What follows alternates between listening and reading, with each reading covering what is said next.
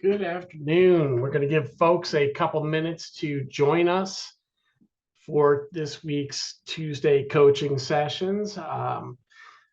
As always, I'm Brian Doyle, and I'm excited to see those that have had a moment to join today.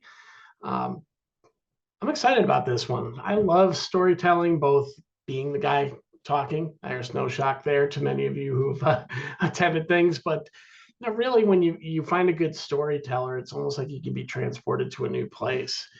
And that's really what we're going to talk about today is, how we can utilize the storytelling process to really help you better engage with your customer, start help guiding them to the next step and move from there.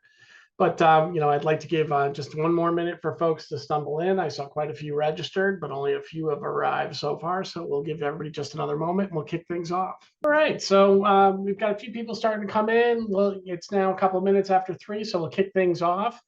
For those of you that don't know me, and it might be your first time stopping by our open coaching session, my name's Brian Doyle. I am one of the co-founders here at ECIO Toolbox. In this week's session, while we will be drifting into areas of the tools, really about engaging with your customer during the QBR and how to bring a little bit more excitement into the conversation and really help drive success by kind of guiding your customer to a result. So, so with that being said, we'll kick things off here with our discussion being around really engagement of a customer overall. So to kick things off, let's talk a little bit about why storytelling. So I don't know about you guys, I attend a number of conference events, but more importantly, I've got friends, right? I'm sure you all do too. Folks that you interact with, get together with for dinners on the weekend. Some of them might have been professional relationships that converted. Some are old friends. But what's usually central to those events when you're standing by the bar at a trade show, or if you are meeting with your friends in your personal life? Stories come up, right? Everybody's sharing a story. Could be as simple as what they did that day to really telling about bigger things that have happened in their lives. And the beauty of a story is it really gives you the ability to draw people into the experience that you want to share and make themselves feel like they're the central character, right? The emotion we're trying to evoke with them is really getting them to feel like, hey, that's me that's experiencing what you're telling me about. And now I get where you're coming from. So we really want to start looking at how can we engage the art of storytelling into delivering our QBRs. And the one thing I always say to everybody when you're embarking on a QBR, at the end of the day, it's about them. One of my least favorite things that I've come to see when I'm working with a lot of MSPs, and a few of them invite me for ride-alongs from time to time on their QBR experience so I can see how they're doing things out in the field. And one of the things that I find frustrating is when I see the financial report delivery. For those of you that don't know what I'm talking about, think about just a stockholder financial report. It's all matter of fact. It's to the numbers. There's not a whole lot of emotion behind it. These are the earnings. This is where we're going. This is what's changed, right? It's just the facts, nothing but the facts. And too often I see people going into their QBR events doing that. They come in with their performance reports. They're concerned about how many tickets we solved and justifying what they did. So it really becomes almost like a financial report. Last month, Mr. Customer, we took on 162 tickets, 42 of which are open still. We finished those with a 97% SLA.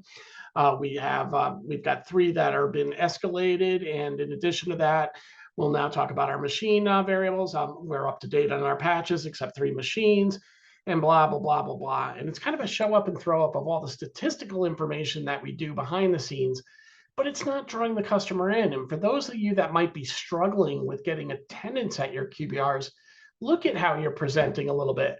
Would you want to go to that meeting, right? If you're a shareholder and you attend a stock, a financial disclosure meeting for a stock that you've got, you're invested into, if the stock's flat, you're probably not going to go, right? Because you'll go when you're hearing about movement, you'll hear when there's losses and how they're going to change things. But once it becomes the same repetitive story and there's not a whole lot of action, you're going to stop attending those financial analyses. And that's really what we're trying to ensure doesn't happen here. How do we build our QBRs that there's something in it for the CEO, something in it for the CFO, something in it for those key stakeholders and line of business managers who just might not understand the technology, but understand the story, right? So that's why we want to really implement some storytelling. Now, what really makes a good story, And it really starts, when you think about it, a story, think about any movie you've seen, and I'm going to allude to a couple in a moment. It really starts with the characters and setting the story. So, who are the characters in the story when you're going to a QBR? It's those personalities sitting across from the table. So, you need to know the CEO, kind of what their personality traits are like, how they engage with you, the CFO, how they engage with you. You guys are all characters in this moment, in this meeting, in this story that you're building. Also, as part of our story, we want to make sure that we're identifying the conflict. Any movie you've ever watched, it starts with setting the table, giving backstory about those characters, getting you familiar with them, drawing you in so you actually care about them. And then there's some sort of conflict that ensues, a problem that comes in that they now need to take care of. And one of the amazing things you'll see is almost anytime there's a conflict, there's a guide, somebody that helps that person who's seeing that conflict, basically generate a plan and then calls them to action within that plan. So you'll see up here one of my favorite movies, and I'm sorry, yes, you're going to see a couple older movies from me for those of you that are younger than I am. But these are a couple of my favorite movies from the past. And what you're looking at here is kind of Moneyball, right? And for those of you that are familiar with Moneyball, it's the movie about Billy Beane and how he's got a small market baseball club trying to, keep pace with the Yankees and the Dodgers of the world without having the budget available to it and constantly losing the players that are great. Now, to make this story real and make it a movie, quite frankly, you couldn't just have Billy Beane working out these problems in his own head. First, there'd be no dialogue, right? So they created a Sherpa, a guide, Peter Brand, played by Jonah Hill over there on the right-hand side, who really became the person who helped guide Billy Beane through his conflict. And we're going to talk a little bit more about how we can be the Sherpa when we're working with our customers and help guide them through the conflict that we introduce to them. But the big thing is this Sherpa is a big part of calling a plan to action. It even, if you go back to Castaway, think about that movie, right? Besides being amazing that Tom Hanks could keep us all captivated as a one person during that movie, they still created Wilson, right? It may have been an inanimate object. It may have been something else, but it is the guide that Tom Hanks looked to in this crazy situation, abandoned on an island that he had, to really help him drive the action he needed to take to hopefully someday get off that island, right? So the point I want to make is, as we're working in our QBRs, we're building a story in that meeting. We're putting a narrative together, and we're the guide that's going to help our customers through that conflict. And that's where we build leadership in the relationship as well. And then finally, we want to demonstrate how it ends in its success. Most movies we go to have a happy ending, right? Occasionally we run into movies that don't. But the point is, eventually it gets, the guide is helping the central character get past that conflict. And when we can do that in our story that we're building with our customer, it really becomes powerful and it becomes a much more engaging QBR event with our customers. So how do we all relate? And I've kind of alluded to this already. If I go back to that picture of good old Billy Beane and his friend Peter Brand here, Billy Beane is the customer, right? Billy is the guy that has a conflict. He's trying to figure out how to keep pace with all these teams that are just bankrolled much higher than him. And he's also trying to fight the conflict of himself, a failed baseball player who was drafted high and who didn't believe in the way that baseball supported him early in his career. So now enter Peter Brand. Peter Brand is not only going to help him work on the conflict that gets him through the monetary problems and helps him build a team based on statistics and all the great things that Moneyball is about, but he also helps Billy work through his own problems as well. And if we can get to a point where we're understanding the emotion behind the things that our customer needs, it's going to give us a lot of capability when we build out these reports and we engage with our customer long term. So what are we really trying to do? We're trying to lead our customers on a journey of before and after. When we meet them, they've got problems, right? If we just acquired that customer, they may be leaving an MSP that didn't quite fulfill their obligations, so they're giving us a shot. They may have problems in their technology and they were under supported, and now we need to come in and get them straightened away. And we need to build a story and we need to build a plan that's going to drive the outcomes and make them feel great along the way, right? So, another thing I want you to take away from this whole storytelling conversation today is when you're building your QBRs, the critical component is driving the outcome, helping the customer understand how the conflict they're facing, the things that might be out of compliance or problems they might have in their technology, limiting their ability to be efficient and productive, how you're going to change that result through the solutions you put in front of them and how you're going to make them feel when they do that, right? I don't think we put a lot of stock, a lot of us, in technology really can innovate a company. And it can invoke a feeling. We don't take enough credit. By and large, most technical people I've run into, they're not braggarts, right? They're guys that really genuinely have a desire to serve, and they serve through the skills that they possess. But you need to take a step back and go, hey, am I driving better outcomes? Let me get the feedback as well as part of this process. And if I understand those outcomes, I can better serve the client as well. So we want to make sure that as we're storytelling, we're letting our customers help us build the story as we go through our QBRs and really give us the ammunition to enhance the story and build upon it from meeting to meeting. So let's talk about how we tell the story in real life in QBRs. I've now dazzled you with movies from the past and shared with you some of the things that I tend to love in life. But now let's talk about how we start the story when it comes to presenting, especially presenting utilizing VCIO Toolbox. So what you're looking at here is our strategy page, right? And our strategy page is a great place to introduce the characters and understand what they're about and what their desires are, right? First thing we're doing with them is identifying where they're trying to go. Goals and challenges are merely the outcomes that they're looking to get to and the obstacles in the way of them achieving those outcomes, right? So when I look at business goals and business challenges, I really want to understand where that customer's taking their business so I can better understand what's going to make them happy if we can achieve it and what's going to help them drive the success that they're looking for. I want to share with them why we are the right one to get them there. So during this period of building out a strategy plan with our customers, I'm introducing myself as the Sherpa that's going to help them, right? And the way I can do that in a strategy plan is by looking at them and saying, look, my job here in working with you is to help be a better partner to you by better understanding where you're trying to take your business. I want to be more transparent in this process, gain trust, gain confidence as we're going through this, right?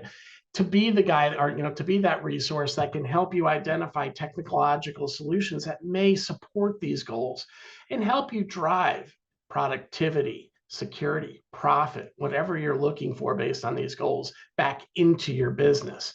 So we've got to make sure that as we're building out this strategy piece, that we're really helping them understand we want to be a better partner to them by better understanding their goals, that we want to build transparency in the relationship, and that really we're here to arm them with information so they can make more informed decisions. And we're not here to force feed projects down their throat. And if you get called to the carpet on why you think that, well, you're going to be showing me projects. Yeah, but they got to pass a litmus test, Mr. Customer. If I can't show alignment of a project to one of these goals and challenges that we're building here together, probably shouldn't be part of your plan yet, right? It's not something you're ready for. So this is where we gain the trust and really show them that we're the right one to be there, to be their guide, to be that partner in crime, if you will, as they build out their overall plan for their business. And then we have to make sure that as we're working, we're constantly communicating the progress. Peter Brand didn't try to help Billy Beane in one day. All his help came over the course of the season. There was little wins at steps in the journey that ultimately led them to the point, which, believe it or not, the happy ending there was they lost the World Series, but Billy Beane learned that he changed the game, right? So we're really talking about communicating the progress as part of this as well. Now, To do that, as I mentioned earlier, once we've kind of shown them that we're the one to be there, we have to help them identify, or we have to identify the conflict with them and understand what is the barrier, the obstacle that's keeping them from meeting their objectives and getting those outcomes they're looking for. And generally, the way we do that within BCIO Toolbox is building out our IT assessment, right? Here, we're looking at gaps in the company's process, systems, security, end user training. And these gaps are what drive the projects we want to sell them, but are also gaps that might tie back to some of the reasons they haven't achieved the success that they've built out in the strategy plan overall. So really, when we get to this part of the journey with the customer and we're telling the story, we need to help them see the gaps that they can't see themselves. Our job as that guide to their conflicted character is really helping them understand, hey, part of the reason you're not hitting that outcome under your business, your business goal that you're trying to get. Let's just use for now, I want to expand my business and grow my revenues as the business goal. Well, one of the reasons you're not hitting those gaps is your team is inefficient because they're working on outdated, now I can go through my gaps list. We've got outdated hardware. We've got software that isn't current. We've got antiquated authentication processes, so it's challenging for them to get in there. Your help desk is tasked to answering, user questions in this process. We don't have efficient internal and external communication systems, so we can't share information with prospects and customers, and that's inhibiting our ability to expand our revenues and grow our company. Whatever this, you're going to shape the stories that are there, but these gaps combined with what we understood on the strategy pages, their outcomes are really going to give you the blueprint for how you can be a better guide and how you can take them to the next level in this process. The other thing we want to do when we're highlighting areas of concern is let them know where the impact of those concerns are going to be too. Not all challenges we see as we build our conflict statement are equal. So we really want to make sure that as the Sherpa, we're making the customer hit those areas of big concern up front and then guiding them to the next level of problems that will round out the ultimate outcome. And then we need to start seeding the solutions. We've already proven ourselves to be the character that's going to help guide them forward in this story. Now we need to start seeding the solution. Hey, based on what I'm seeing here, there are definitely some things that we can do to improve the outcome of your, improve the way your team communicates, improve the way that they engage customers externally, and certainly make sure that we're shoring up the security holes that really could be a reputation risk for you too. If we do those three things, you're going to be on your way to increasing revenues because you're going to have a more productive and trained staff through that process. So again, whether you buy into what I just said there in terms of the follow-ups, when we look at the conflict the customers has, we have to kind of think about the solution a little bit. And before we get into introducing the projects, start really seeding how you're going to drive the business forward and lean on those outcomes that you were taught during the business goals and business challenges to drive that conversation. So now we get to that step where we call it to action. In the world of BCIO Toolbox, that call to action is your roadmap, right? We are going in there and we're telling the customer, based on the findings of our assessment, based on the findings that have identified where your conflict is, and what are the barriers for you achieving those goals that you've set out, these are the tools, these are the projects, these are the services that you're going to need to engage to get there.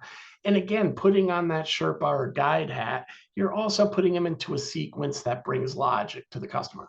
And because you've built that trust and confidence along the way, now that timeline looks, is clear to the customer and they believe in why. So now you can share with the customer, look, we've got a number of projects, but Rome wasn't built in a day, right? We need to make sure that we're spreading out these projects and we're taking the ones that are going to bring you the biggest impact and do them up front. And then as we continue on our journey, we're going to do other projects that are going to continue to enhance. But some of these projects have to be sequenced in this order because to get the benefit long-term, we got to do A before B, right? And now we're able to work through them with these recommendations. And we're also disarming the customer. So I go back to that pure financial report approach, right? Here's all the things that we did from performance, kind of the show up and throw up of what we've done as an MSP. Now we go put the roadmap in front of them. And how many of you have experienced in the past that as soon as you do that, the customer goes, oh, great. So this was really just a sales call, right? And And because there was no story, there was no narrative, there was no buildup, there was no acceptance and bargaining along the way, we now hit this point where the customer is just, okay, I've already heard performance, very dry. And now you're telling me these new things initiatives I need to do. Do I really need them? Why do I care, right? So by taking the steps of telling a story, you're helping the customer along the way understand where the problems live, how they're expanding beyond what they might be able to see alone. And now when we're pushing these recommendations to the customer, we're showing them in a way that, hey, this is the map to your solution. This is not a one-stop journey. These are the steps you have to take. This is what these steps are going to cost, because hey, nothing's free in life, right? You want to win, you got to work, if you will, right? If you want success, it doesn't come free. So these are the steps that we're going to have to take. But let's be clear, when you take these steps, and this is that goal and alignment process we have in VCIO Toolbox, we're going to help you map it back to your strategy. And we're going to, or we wouldn't tell the customer that, but I'm going to clearly show you where we're going to contribute to hitting those goals by doing these projects. So we can really make the alignment. Again, what I'm showing here on the right-hand side, and I'm sorry I wasn't clicking them a few moments ago, but it's communicating those quick wins at the front of that roadmap so you can get the bigger buy-in a little bit later during that process as well. And making sure the customer understands how the quick wins are going to impact their company. We want them to see that they're going to support those strategic outcomes. And again, if I say there's anything that we prescribe to in our system that, I hope you're all leveraging, building that strategic plan and aligning goals and challenges helps your customer make a more informed decision. Right now, in most of our relationships, our customers do believe in us and they do have confidence, so they buy from us in blind faith. But how many of you have had that challenge where all of a sudden trust gets tested because something happened technologically out of our control even that has now caused a question mark to come up in the relationship? We want to make sure that we have an ability to support those types of moments and say, look, I'm not asking you to do this, Mr. Customer. As your advisor, though, I'm showing you this is kind of how you're going to gain the benefit. And we show that again through the goals and challenges that form a business case behind each project. So we're really helping that non-technical customer. A lot of them are general business people, maybe a little bit tech savvy, but not IT pros, really clearly be able to understand and see why they need to make the investment we're asking for. And really look at it as an investment instead of a cost if we do a good job in this journey, right? Because we're showing them, no, this is a short-term investment that's going to yield you long-term rewards once we get the outcome that you've asked for in your strategy page. So, this will take some practice, guys. There's no doubt. You just don't wake up one day doing it. But what I want you to think about as you're preparing your QBRs, really think of it from that story you're trying to tell lens with your customer. How do we make sure that we're putting them as the central figure in the story, that they know this is all about them. And oh, by the way, if we do a good job, the guide gets what they want too. In our case, it's the projects. But the guide gets that companionship, that loyalty, or whatever the other case may be from that central character. So, how do we tell the story? Ultimately, success comes in many forms. I thought one of the most poignant moments during Castaway was at the end, and it's something you just don't think about. When Tom Hanks was finally rescued, and, he was up in that jet plane, and later in the scene that you see here, it was the little things that amazed him. Ice, something he hadn't had for years. And just that feeling of, wow, success for him was just having ice in his glass again. So not all success needs to be large scale. We really have to look at those outcomes and make sure at every step of the way we're showing the customer progress. At the end of that movie, Tom had ice for the first time in 20 years. A little bit later, he was looking at exploring the world again, right? And getting on with his life. And we want to help our customers grow to those bigger outcomes. The way we tie this all together is through that strategic plan, as I've kept alluding to here. This is where we can help our customer draw the conclusion. Did we match up our project to the need that they had? Are we creating that outcome? Can we confirm that outcome's been done? So let's just take, the first one, right? Growth through M&A that I've got listed here.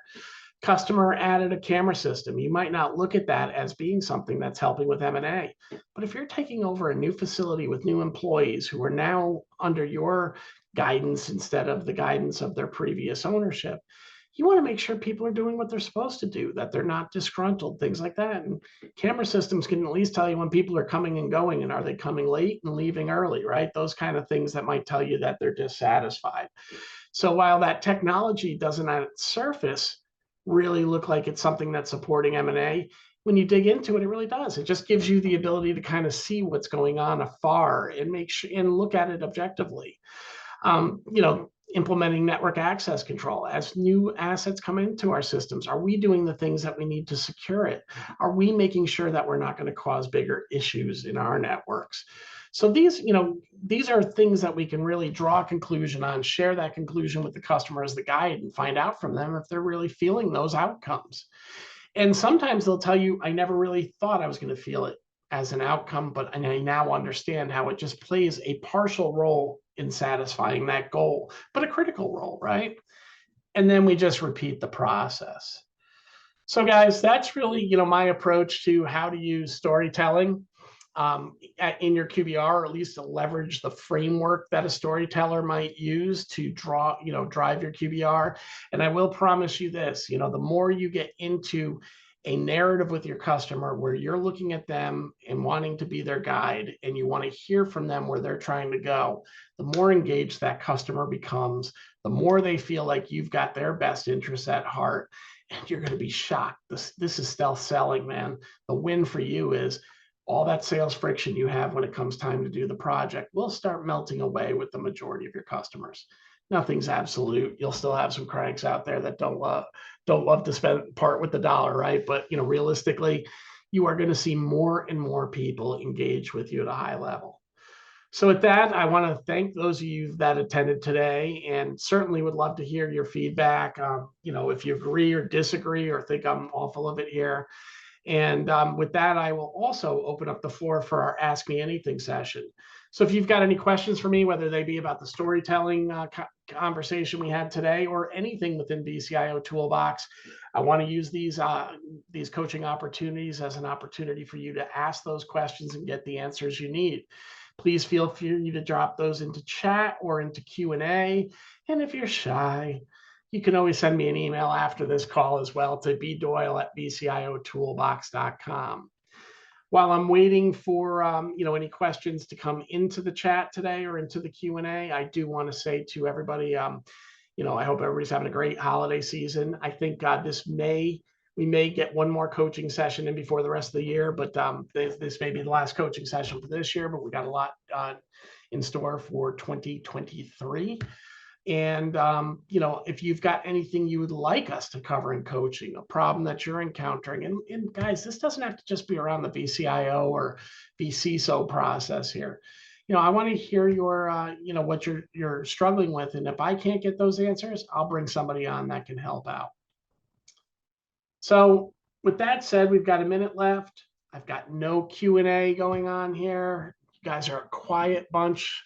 But I hope you found some value in what we did today. I hope you found some things that you can implement into your presentation process.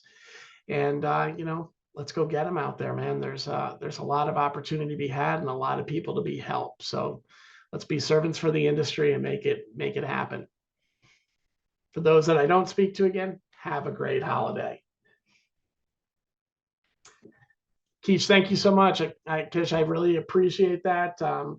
We try our best over here. So thanks for joining in with us. And, I think I saw you jumped in a little bit late today. You will be getting a recording of this as well. And for anybody that is still on the call, these recordings, of course, go up into our university under our Tuesday coaching calls as well. But if anybody has any other questions or doesn't have any other questions, I'll give you a couple minutes back in your day. And I look forward to seeing you on our next call.